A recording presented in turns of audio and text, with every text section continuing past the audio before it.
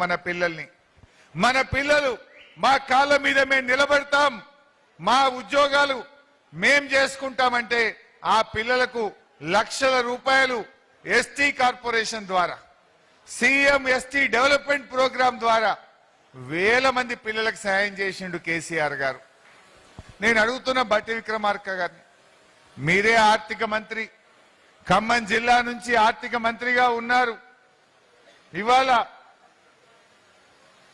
ఏంటి ఏది ట్రైకార్ లోన్స్ మనం ఇచ్చాం. అది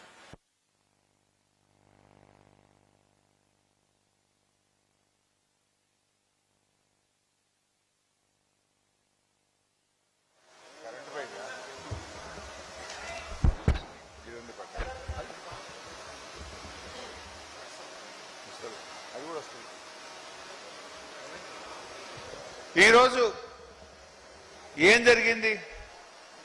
ఎస్టీ కార్పొరేషన్ ద్వారా మొన్న మేము అసెంబ్లీలో అడిగాం, నువ్వు ఎంత బడ్జెట్లో డబ్బులు పెట్టావు, ఎంతమంది ఎస్టీ పిల్లలకు ఈ రాష్ట్ర ప్రభుత్వం 2.5 ఏళ్లలో సాయం చేసిందని చెప్పి మేము అడిగాం. అడిగితే మీ బట్టి గారే సమాధానం చెప్పిండు అసెంబ్లీలో. నేను ఉత్తగా చెప్తలేను, అసెంబ్లీలో బట్టి విక్రమార్క గారు చెప్పిన మాటే ఇవాళ మీకు చెప్తా ఉన్నా.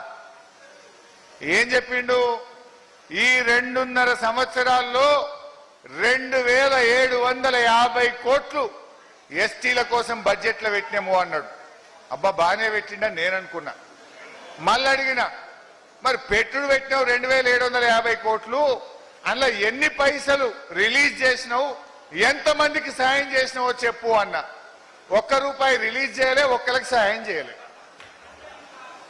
ఇగో ఇది గిరిజనుల మీద ఈ కాంగ్రెస్ పార్టీకి ఉన్న ప్రేమ. ఇది నా మాట కాదు, ఇది రాష్ట్ర శాసనసభలో ప్రభుత్వం చెప్పిన మాట మీ ముందు పెడతా ఉన్నా.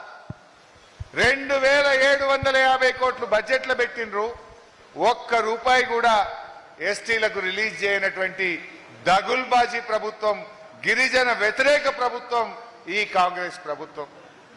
పోనీ గిరిజనులకు మోసం చేసినావు, దళితులకు ఏమన్నా చేసిండా, మా ఎస్సీలకు ఏమన్నా చేసిండా అని అడిగిన. ఎస్సీల కోసం బడ్జెట్లో ఎన్ని డబ్బులు పెట్టారు, ఎంతమందికి సాయం చేశారని అడిగాం.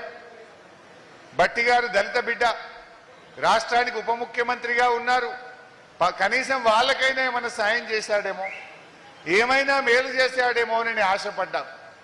కానీ ప్రభుత్వం ఇచ్చిన సమాధానం ఏంటంటే 5400 కోట్లు ఎస్సీ కార్పొరేషన్కు బడ్జెట్లో పెట్టినా అని చెప్పిండు. మరి ఎంత ఖర్చు పెట్టినావు, ఎంతమంది దళిత బిడ్డలకు మేలు చేసినావు అంటే ఎస్సీ కార్పొరేషన్ ద్వారా ₹1 రిలీజ్ చేయలే, ఒక్క దళిత బిడ్డకు కూడా సాయం చేయలేదు అని సిగ్గు లేకుండా అసెంబ్లీలో సమాధానం చెప్పుకున్నారు. దళితులకు మోసం, గిరిజనులకు మోసం, పోనీ బీసీలకు ఏమైనా చేశారా? బీసీ కార్పొరేషన్కి ఎన్ని డబ్బులు పెట్టారు, ఎంత సాయం చేశారని అడిగితే బీసీ కార్పొరేషన్కు 1370 కోట్ల రూపాయలు పెట్టామని చెప్పారు. దాని పని కూడా అంతే. కేవలం అసెంబ్లీలో ఈ సంవత్సరం బీసీలకింత, దళితులకింత, గిరిజనులకింత పెట్టామని బట్టి గారు చెప్పుడు వీళ్ళు బల్లలు కొట్టుడు. ₹1 రిలీజ్ అయ్యేది లేదు, ఒక్క కుటుంబం బాగుపడేది లేదు. ఈ రకంగా గిరిజన బిడ్డలను, దళిత బిడ్డలను, బలహీన వర్గాల పిల్లల్ని ఇవాళ కాంగ్రెస్ పార్టీ మోసం చేసింది. ఇవాళ పిల్లలకు ఫీజు రియంబర్స్మెంట్ ఇయ్యక పిల్లల చదువులు కూడా ఆగిపోయినటువంటి పరిస్థితి ఉన్నది. అందువల్ల మిత్రులారా, ఇవాళ అన్ని విషయాలు కూడా ఒకటి ఒకటి రాష్ట్ర ప్రజలకు ఇవాళ అర్థమవుతా ఉన్నాయి. ఈరోజు ముఖ్యంగా మన జిల్లాలో 3 మంత్రులు ఉన్నారు. ఏం జరిగింది? 3 మంత్రులు ఉంటే ఏమైనా జరిగిందా ఖమ్మం జిల్లాకు?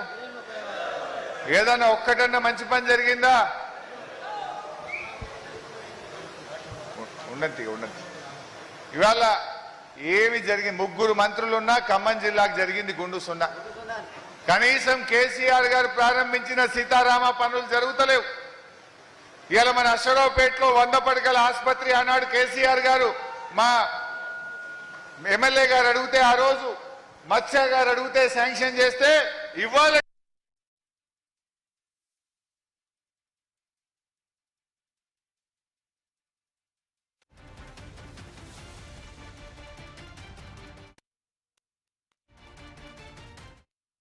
రేవంత్ రెడ్డిని రైతులు ఎందుకు ఆశీర్వదించాలని చెప్పి హరీష్ రావు ప్రశ్నించారు. క్వింటాకు 5 కిలోలు తరుగు తీసి రైతులను మోసం చేసిన ఘనత కాంగ్రెస్ ప్రభుత్వానిదే అంటూ విమర్శలు ఎక్కుపెట్టారు.